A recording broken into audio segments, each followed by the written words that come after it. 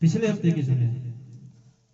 पिछले हफ्ते सुनिया है भी सानू परमेश्वर दी जो भी सानू परमेश्वर दे वायदे ने परमेश्वर ने वचन विच कीते सानू उन्हां दे अनुसार चलना चाहिदा वा। परमेश्वर दी मर्जी नु अपने जीवन विच पूरा करना चाहिदा वा। परमेश्वर दी मर्जी दे अनुसार चलना चाहिए।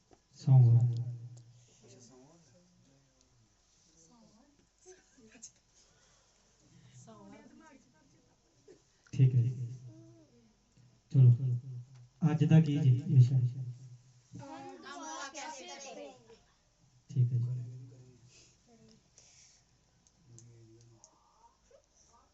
आवाज सारिਆਂ ਨੂੰ सही आउंदी?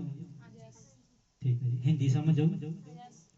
क्योंकि ਇਹਦੇ ਵਿੱਚ ਨਾ बड़े ਜਿਹੜੇ ਨੇ मतलब होर भी कंट्री ਦੇ ਵਿੱਚ ਲੋਕ ਨੇ ਜਿਹੜੇ ਨਾ ਪੰਜਾਬੀ नहीं समझते तो उन्होंने हिंदी समझ आती है। तो तकरीबन रोज के रोज ਜਿਹੜੇ ना 3 ਤੋਂ 4 ਜਿਹੜੇ ना लोग सबसक्राइब करते हैं कि चैनल ਨੂੰ वाधा जा रहा, यानी कि होर भी ज़्यादा लोग ਜਿਹੜੇ ने इस चैनल के जरिए वीडियो ਨੂੰ सुनते। सो इस करके कि सानू हिंदी दे विच तां करना पैंदा क्योंकि फिर पंजाबी जिहड़ी सानू थोड़ियां नूं समझ आउंदी है ते हिंदी जिहड़ी है पूरी दुनिया दे विच काफ़ी लोग ने जिन्हां नूं समझ आउंदी। ठीक है जी। तो आवाज़ सारिਆਂ नूं क्लीयर आउंदी? ठीक है जी। सुनो असीं अज कलाम दे विचों सिखांगे। आज का टॉपिक हम दुआ कैसे करें। सबसे बड़ी प्रॉब्लम दुआ की है। आज जितने भी लोग दुआ करते, अगर हमारी दुआ सही है तो हमारा रिश्ता परमेश्वर के साथ सही है, क्योंकि परमेश्वर के साथ बात करने का तरीका एक ही है, वो सिर्फ दुआ है। परमेश्वर के साथ बात करने का तरीका सिर्फ और सिर्फ एक ही है, वो है दुआ। और मैं समझता हूं कि इस टॉपिक के ऊपर आज तक मैंने किसी को सुना नहीं कि दुआ के ऊपर किसी ने ज्यादा फोकस किया हो, चाहे दुआ के प्रति किसी ने सिखाया हो। दुआ एक ऐसी चीज है कि हम दुआ करेंगे अपनी बीमारियों के लिए तो हम आजाद हो जाएंगे। दुआ एक ऐसी चाबी है परमेश्वर ने हमें दी कि हम किसी भी प्रॉब्लम को लगाएंगे, वो प्रॉब्लम की जो चाबी लगेगी उसको खोल देगी। हर एक जिंदगी की चाबी है, वो है दुआ। हम प्रॉब्लम में है तो दुआ करेंगे, परेशानी में है दुआ करेंगे, बीमारी में है दुआ करेंगे, नशे में है दुआ करेंगे, हमारे कर्मों में है तो दुआ करेंगे, व्यभिचार में है तो दुआ करेंगे। यानी कि सब को मिलाकर एक ही हल है, वो है दुआ। जब तक हम दुआ नहीं करते हमारा कोई भी मसला जो है वो हल नहीं होता, क्योंकि परमेश्वर के साथ बात करने का एक ही तरीका है, वो दुआ है। जब तक हम दुआ नहीं करते तो इसका मतलब कि हम अपने जीवन में परमेश्वर के साथ कोई भी बात जरिए अपने जीवन की परमेश्वर के आगे रखते नहीं। अगर हमें कुछ परमेश्वर से मांगना है, जहां परमेश्वर के आगे कोई डिमांड रखनी है, जहां परमेश्वर से कहना है कि हमें कारोबार दे, जहां हमारे सेहत के लिए, चाहे हमारे घर कराने के लिए, किसी भी प्रॉब्लम के लिए हमें दुआ करनी है, तो हमें सबसे पहले परमेश्वर के आगे झुकना होगा। दुआ प्रभु यीशु मसीह ने खुद की। अगर दुआ इतनी इंपॉर्टेंट नहीं होती, दुआ इतनी जरूरी नहीं होती, तो परमेश्वर भी कभी दुआ नहीं करता, क्योंकि परमेश्वर प्रभु यीशु मसीह इस दुनिया में ऊपर पूरा इंसान था और पूरा परमेश्वर भी था। ठीक है जी। तो इसलिए कि हमें सबसे पहले दुआ के ऊपर ज्यादा जोर देंगे कि दुआ अगर हमें करनी है।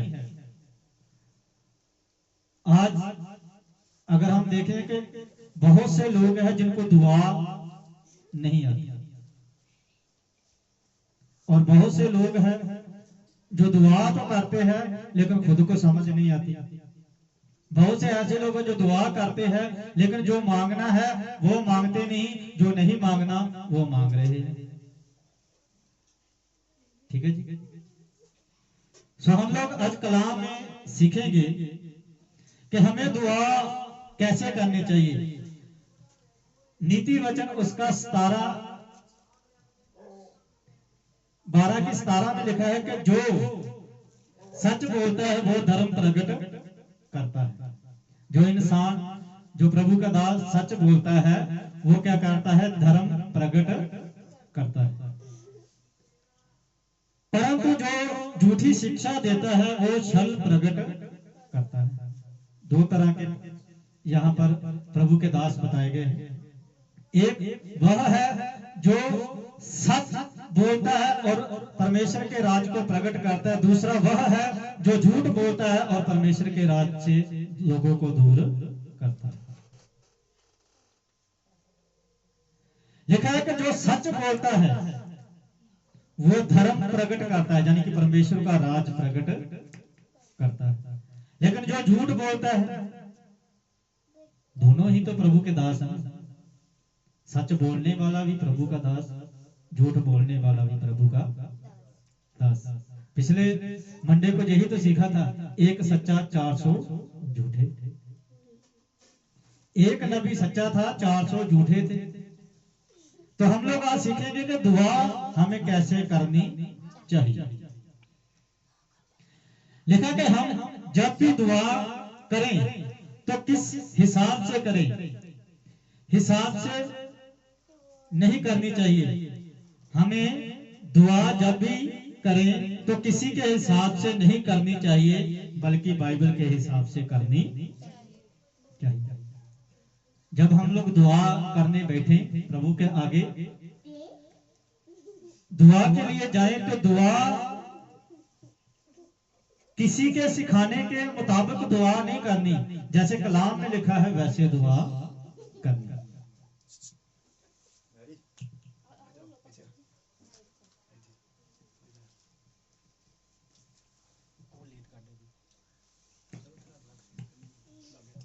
ठीक है जी। हम जब भी दुआ करें तो किसी के हिसाब से नहीं करनी, बल्कि बाइबल के हिसाब से दुआ करनी। आज बहुत से लोग हैं जो बाइबल के हिसाब से दुआ नहीं करते, किसी के ही सिखाने के हिसाब से दुआ करते। कहते कि हमने वहां से दुआ सीखी, हम वैसे करेंगे। बहुत से लोग हैं जो बहुत गलत तरीके से दुआ कर रहे हैं। किसी को तो वैसे समझ नहीं आता।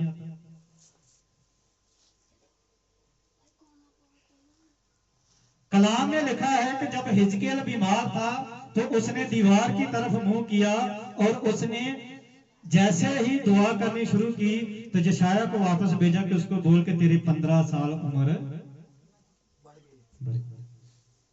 उसकी 15 साल उम्र ज्यादा होगी।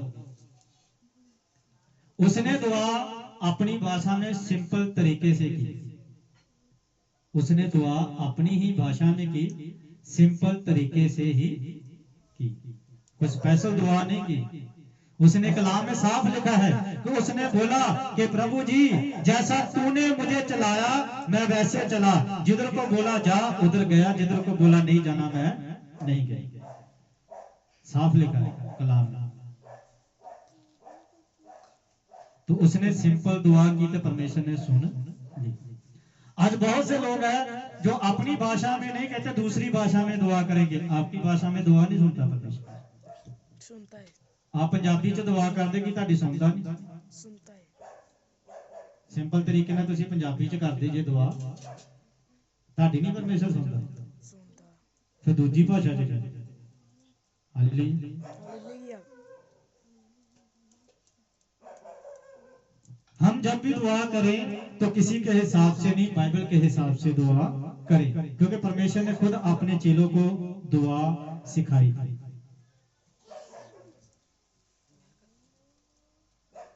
परमेश्वर ने खुद बाइबल में दुआ सिखाई थी। बाइबल में प्रभु यीशु ने हमें दुआ सिखाई है। तो वो बहुत से लोग करते ही नहीं, बहुत से लोग वो दुआ नहीं करते। क्यों नहीं करते?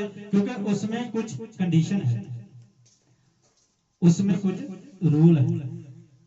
तो हम वो दुआ नहीं करेंगे जो परमेश्वर ने सिखाई।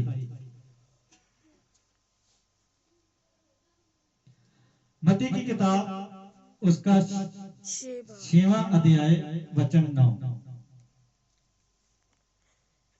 सो तुसी इस मैं कल पेजन पर रीति से प्रार्थना सो किया तुम इस रीति से प्रार्थना किया करो, सो तुम इस रीति से प्रार्थना किया करो, हे हमारे पिता जो तू स्वर्ग में है, तेरा नाम पवित्र माना जाए। ठीक है जी। प्रभु ने अपने चेलों को दुआ सिखाई, लिखा कि सो तुम इस रीति से प्रार्थना किया करो, हे हमारे पिता तू जो स्वर्ग में है तेरा नाम पवित्र माना जाए। जाए। प्रभु यीशु ने अपने चेलों को दुआ करनी सिखाई। आज हम ये दुआ ही नहीं करते। सबसे पहले लिखा है कि तुम इस रीति से दुआ करनी है, हे हमारे पिता। जब हम दुआ करेंगे हम परमेश्वर को अपना पिता कहेंगे और कहेंगे कि हे हमारे पिता तू जो स्वर्ग में है तेरा नाम पवित्र माना माना जाए। जाए। हाँ जी। तेरा राज्य आए, तेरी इच्छा जैसे स्वर्ग में पूरी होती है वैसे पृथ्वी पर भी हो। ठीक है जी। आज 90% लोग ये दुआ नहीं करते। इसमें कंडीशन है। क्या क्या कंडीशन है? एक एक आयत में बहुत ज्यादा कंडीशन परमेश्वर ने बताई। लिखा है कि तेरा राज आए। ठीक है जी। लिखा है, प्रभु कहता है कि तुम इस रीति से दुआ किया करो कि तेरा राज आए, तेरी इच्छा जैसे स्वर्ग में पूरी होती है वैसे पृथ्वी पर भी पूरी। तो हम ये दुआ कैसे करेंगे? हम कभी नहीं कहेंगे कि प्रभु जी तेरा राज आ जाए, तेरी इच्छा जैसे स्वर्ग में पूरी होती है मेरे घराने में हो जाए, तेरी इच्छा जैसे स्वर्ग में पूरी होती है मेरी लाइफ में हो जाए, तेरी इच्छा जैसे स्वर्ग में पूरी होती है मेरे गांव में हो जाए। नहीं करेंगे दुआ, क्योंकि इसमें कंडीशन है। प्रभु कहता है कि तुझे इस रीति से दुआ करनी है कि तुझे पहले मेरी इच्छा मालूम होनी चाहिए कि मेरी इच्छा स्वर्ग में कैसी है, वैसी ही इच्छा इस धरती पर होनी चाहिए, और वैसी ही इच्छा तेरे जीवन में होनी चाहिए, वैसी ही इच्छा तेरे घराने में होनी चाहिए, वैसी ही इच्छा तेरे पूरे वर्ल्ड में होनी चाहिए। तो हम तो ऐसा नहीं करेंगे ना। हम कभी कहेंगे कि प्रभु जी तेरी इच्छा स्वर्ग में पूरी होती है मेरे जीवन में हो जाए? कभी नहीं कहेंगे, क्योंकि जैसे प्रभु की इच्छा अगर हमारे जीवन में आ गई तो हमें बहुत कुछ छोड़ना पड़ेगा। ठीक है जी, समझ आ रहा है? लिखा कि तेरा राज आए, तेरी इच्छा जैसे स्वर्ग में पूरी होती है वैसे ही पृथ्वी पर भी हो। तो कहो हाँ कि प्रभु जी जैसे तेरी इच्छा स्वर्ग में पूरी होती है वैसे ही तेरी इच्छा मेरे घराने में, मेरे जीवन में, मेरे बच्चों में, मेरी पत्नी में, मेरी पूरी फैमिली में हो। नहीं कहेंगे, ये दुआ हम लोग नहीं करेंगे। आगे हाँ जी 11 में आ जाओ।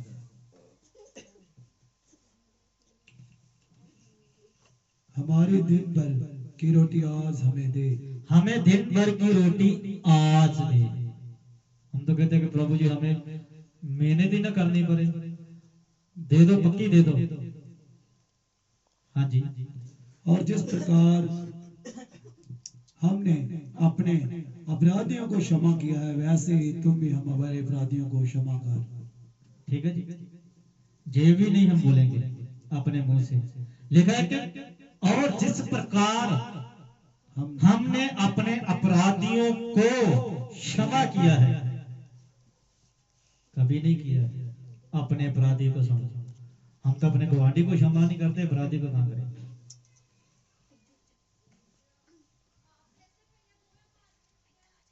हम लोग किसी को क्षमा ही नहीं करते। लिखा है कि तेरा राज इस प्रकार इस धरती में आएगा जैसे तेरी इच्छा स्वर्ग में पूरी होती है धरती पर भी हो, और जिस प्रकार हमने अपने अपराधियों को क्षमा किया है वैसे ही तुम भी हमें हमारे अपराधों को क्षमा कर करो। दे। तो प्रभु तो हमारे अपराध तभी क्षमा करेगा ना जब हम लोग अपने किसी बैरी के अपराधों को क्षमा करेंगे। किसी के करेंगे तब होंगे। एक हाथ दे दूसरे हाथ ले,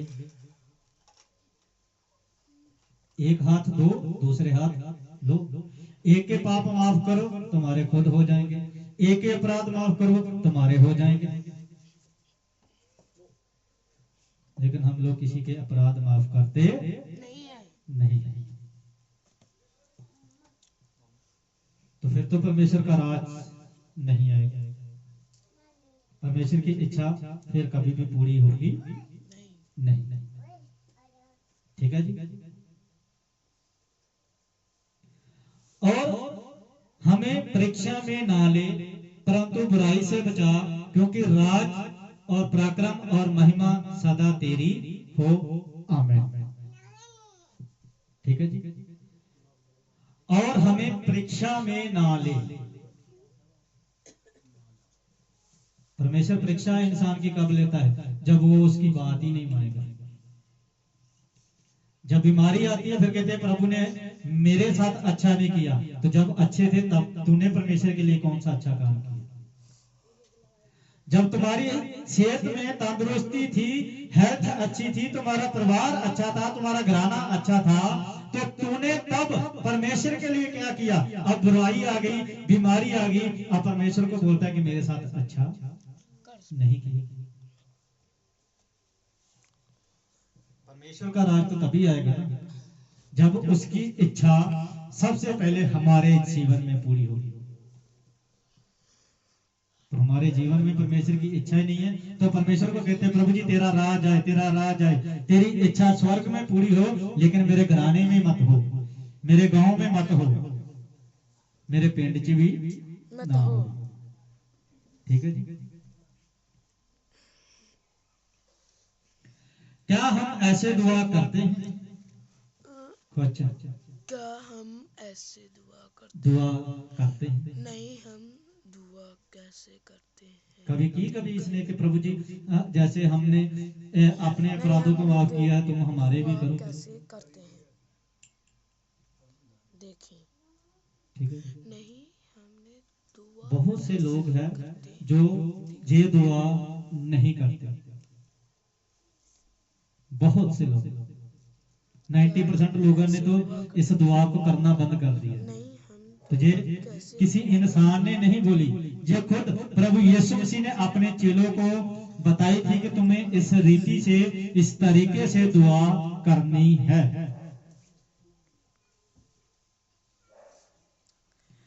आज 90% लोग दुआ कम और आग ज्यादा मांगते हैं। आग ज्यादा मानते हैं। हिंदी में आग, पंजाबी विच आग। पंजाब आज आज 90 लोग आज 90% लोग दुआ कम और आग ज्यादा मांगते हैं। हिंदी में आग, पंजाबी में आग, इंग्लिश में फायर। ठीक है जी। आज बहुत से लोग हैं, मैंने कम से कम पता नहीं कितने लोगों को दुआ करते देखा है, लेकिन वो पता क्या बोलते हैं? Fire fire fire. प्रभु कहता तुझे इतनी जल्दी क्यों है भाई आग लेने की? मरने के बाद तो वैसे भी तो वही जाएगा। मरने के बाद तुझे आग में ही जाना है, इतनी जल्दी क्या है तुझे आग मांगने की? कहते हैं आग मांगो, प्रभु से आग मांगो, फायर करो, फायर करो। प्रभु कहता जिस दिन खत्म करूंगा इसी आग से ही तुमको खत्म करूंगा। तुझे मांगने की जरूरत भी नहीं पड़ेगी। तुम लोगों को वैसे ही खत्म मैं इसी आग से करूंगा। जितनी मर्जी मांगो, तो जब आ जाएगी फिर तुम लोग कहोगे प्रभु जी ठंडा कर, ठंडा कर। नहीं होगी। हालेलुया। अभी सब लोग कहते हैं फायर फायर, फिर कहेंगे प्रभु जी आइस आइस, जल रहे हैं। प्रभु कहते वो नहीं आएगी। हालेलुया। बाद जम्मनी है जी। ठीक है जी।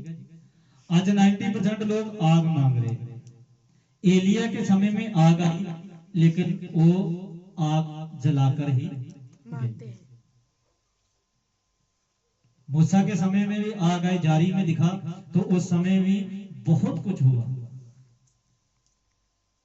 Hallelujah, hallelujah.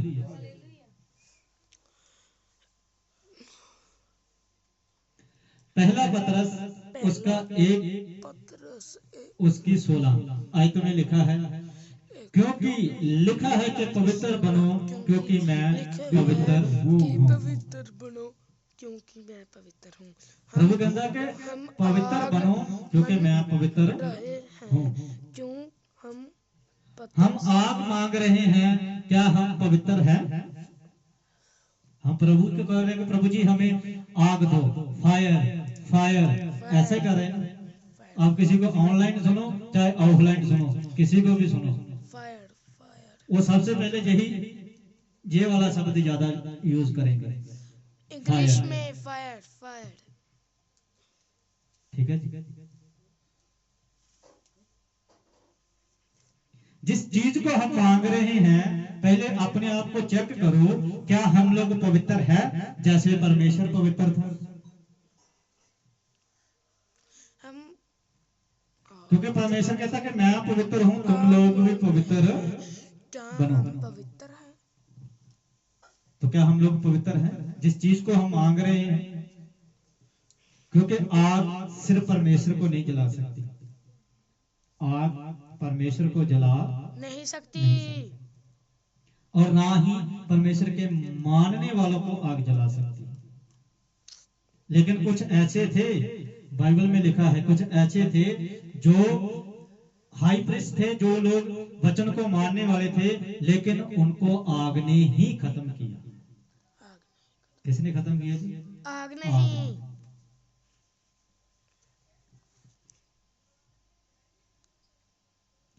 इब्रानियों की किताब उसका 10 का 31।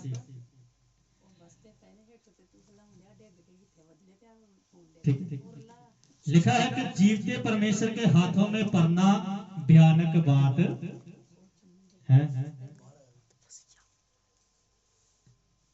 इब्रानियों की किताब में लिखा है 10 का 31 कि जीवते परमेश्वर के हाथों में पड़ना ही भयानक बात है। जैसे परमेश्वर को आप मान रहे हो ना, आप मान रहे हो, उसके हाथों में आप जा रहे हो, यही सबसे बड़ी भयानक बात है आप लोगों के लिए, क्योंकि वो पवित्र था, है और रहेगा। हम लोग पवित्र नहीं है और ना कभी रहेंगे। परमेश्वर के साथ हमारे मैचिंग कभी भी हो जीवित नहीं सकती। परमेश्वर के हाथों में पड़ना जिस परमेश्वर के हम हाथों में पड़ रहे हैं, वो खुद भयानक बात है हम लोगों के लिए, क्योंकि वो हम लोगों के ऊपर सिर्फ दया कर रहा है कि ये लोग सुधर जाएं, अपना जीवन जो है वो मुझे दे। इसको उठाओ।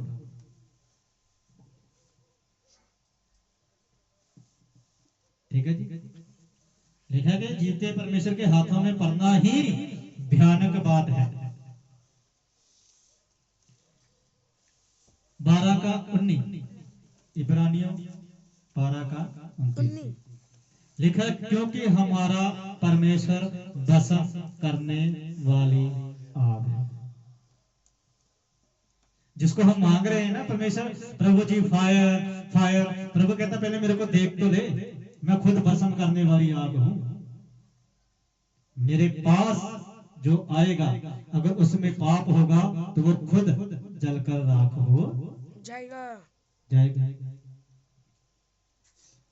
एग्जाम्पल लगा लो कि आप लोगों ने आग लगाई है, तो आग के पास कुछ लेकर जाओगे तो आग क्या करेगी? उसको छोड़ देगी, जला देगी। दुनिया की कोई भी चीज आग में डाल दो, उसका नामो निशान नहीं मिलेगा। प्रभु कहता क्योंकि हमारा परमेश्वर भस्म करने वाली आग है। तो जैसे हम मांग रहे हैं प्रभु जी फायर फायर, प्रभु कहता पहले मेरे को चेक तो कर भाई, मैं भस्म करने वाली आग हूं, मेरे पास कोई पाप से आएगा तो भस्म कर दूंगा।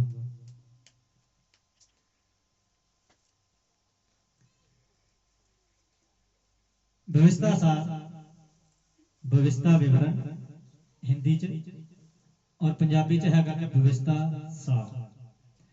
24:4 ਦੇ ਵਿੱਚ ਲਿਖਿਆ क्योंकि हमारा परमेश्वर यहोवा, इतने लिखा क्योंकि हमारा परमेश्वर भस्म करने वाली आग है।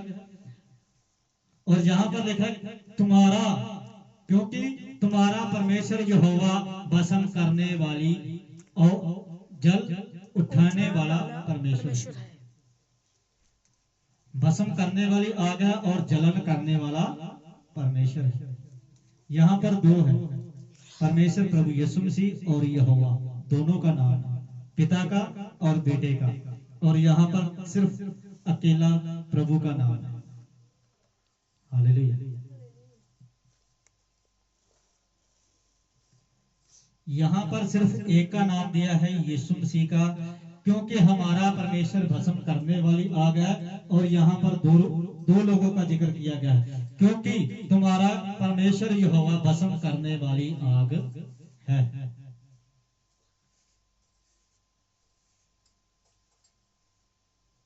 तो हम लोग क्या मांग रहे हैं प्रभु से? ਅਸੀਂ ਕੀ ਮੰਗਦੇ ਹਾਂ ਪ੍ਰਭੂ ਕੋਲ?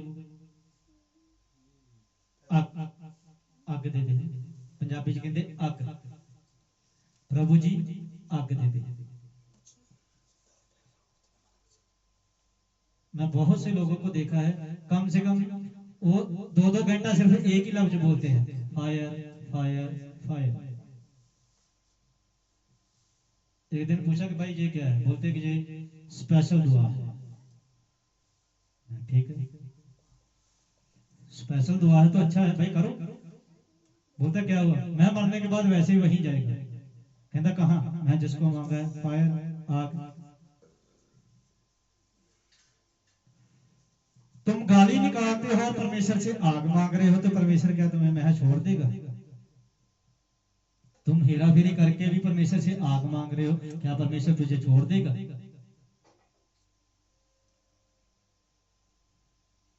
महल जिस परमेश्वर को तुम मांगते हो, उसके हाथों में पड़ना ही भयानक बात है। जिस परमेश्वर की हम आराधना कर रहे हैं, वो खुद एक भस्म करने वाली आग है। उसके पास जाएंगे हम वैसे ही जल जाएंगे। हम उसके साथ तब मैच होंगे जब हम पवित्र होंगे। वो बक्सा दिख रहा है ना, पंजाबी च कह देंगे बक्सा लगदा सारे वो काला होना, ਉਹਦੇ ਵਿੱਚ ਵੇਖ ਲਓ ਸਾਰੇ ਕਲਰ ਅਲੱਗ-ਅਲੱਗ ਲੱਭਣ ਦੇ, ਕੋਈ ਮੈਚ ਨਹੀਂ ਹੋਣੀ। नहीं ना था,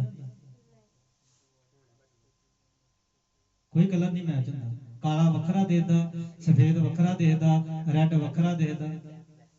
इसी तरह परमेश्वर के साथ अगर हमें जाना है तो हमें खुद सबसे पहले पवित्र बनना पड़ेगा। जिन्हें सुते बोल हालेलुया।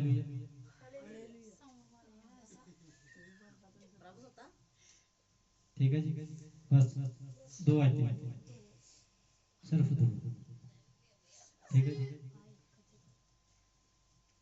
लेविया की किताब लेवी व्यवस्था उसका 10 का 1। तब नाबाद और अबीहूद नामक हारून के 2 पुत्र ने अपना अपना धूपदान लिया। लिखा कि हारून के 2 पुत्र थे, नादाब और अबीहूद। दोनों हाई प्रीस्ट थे, दोनों बाइबल टीचर थे, दोनों प्रॉफिट थे, दोनों नबी थे। लेकिन उसका पिता उनसे भी बड़ा हाई प्रीस्ट था। लिखा कि तब नादाब और अबीहूद नामक हारून के 2 पुत्रों ने अपना अपना धूपदान लिया, यानी कि आग लिया। दोनों ने, दोनों याजक, दोनों हाई प्रीस्ट, दोनों लोगों को सिखाने वाले, और दोनों ने अपनी अपनी आग ली। और उनमें आग बढ़ी और उसने धूप डालकर उस ऊपरी आग की जिसकी आज्ञा यहोवा ने ना दी थी, यहोवा के सन्मुख आरती दी। लिखा कि उन लोगों ने जिसकी आज्ञा परमेश्वर ने दी नहीं, ऊपरी आग, यानी कि जो आग परमेश्वर ने कहा वो नहीं, दूसरी आग लेकर गए और परमेश्वर के सन्मुख चले गए और धूप दिखा दी और परमेश्वर के सामने आरती कर दी। ठीक है जी। ऊपरी आग लिखा है कि जब परमेश्वर के भवन में कोई जाता था, परमेश्वर से बात करने के लिए कोई तंबू में जाता था, तो उसे कम से कम 1 महीना 2 महीने पहले तैयारी करनी पड़ती थी कि मेरे अंदर जो पाप है वो खत्म हो जाए, मेरे अंदर की बुराई खत्म हो जाए, मेरे अंदर का छल खत्म हो जाए। वो पवित्र बनता था, फिर प्रभु के तंबू में अंदर जाता था और अपने यहाँ पर एक पट्टा बांध के लेकर जाता था और उसके चारों ओर घुंघरू लगे थे और एक रस्सा बाहर की ओर होता था, उसके पीछे रस्सा डाला होता था, वो जाता था। जब तक उसकी आवाज आएगी लोगों को पता है कि वो जिंदा है। जैसे ही आवाज बंद, लोग रस्सा खींच लेंगे। क्यों? क्योंकि वो पाप लेकर अंदर गया, पाप लेकर अंदर गया। तो इन लोगों ने भी, हारून के 2 पुत्र थे नाबाद और अबीहूद, इन लोगों ने भी ऊपरी आग ली और परमेश्वर के सामने जाकर चढ़ा दी, आरती की। तो क्या हुआ? तब यहोवा के सन्मुख से आग निकली। वो भी आग लेकर गए, दूसरी परमेश्वर की तरफ से भी आग निकली। आग निकलकर उन दोनों को भस्म कर दिया और वो यहोवा के सामने ही मर गए। अगर आज का समा यहोवा परमेश्वर का होता तो कोई भी इंसान प्रभु के सन्मुख ऐसे नहीं डर सकता, क्योंकि वो भस्म करने वाली क्या है? आग है। ये दोनों हाई प्रीस्ट थे, लोगों को कलाम सिखाते थे, लोगों को वचन सिखाते थे। परमेश्वर इनसे बात करता था, ये आगे बात करते थे, लेकिन इन लोगों ने, जो परमेश्वर ने आग बोला वो नहीं, दूसरी आग अपनी इच्छा से लेकर चले गए कि चलो कोई बात नहीं, परमेश्वर कौन सा कुछ बोलता है। हल्के में ले लिया, किसको? परमेश्वर को हल्के में लेता है। जैसे ही हल्के में लिया, आग लेकर गए, प्रभु कहता कि ठीक है, ये आग यहाँ रखो, अब दूसरी आएगी, तुम लोग यही खत्म हो जाओगे।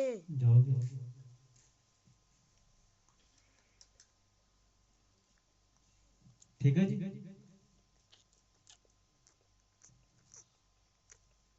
अगर हम लोग परमेश्वर से आग मांग रहे हैं, पहले ये देखो कि हमारा जीवन आग लेने के योग्य है,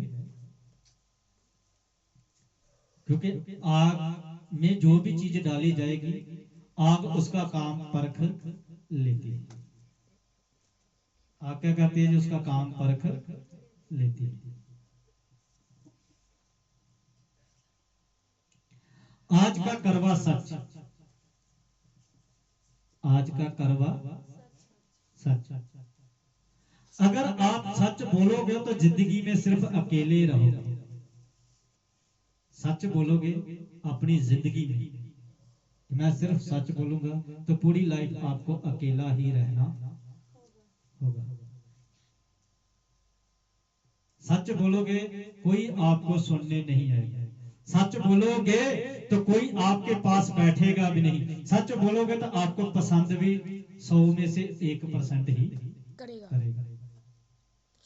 90% लोग आपसे नफरत करेंगे कि इसका दिमाग खराब है।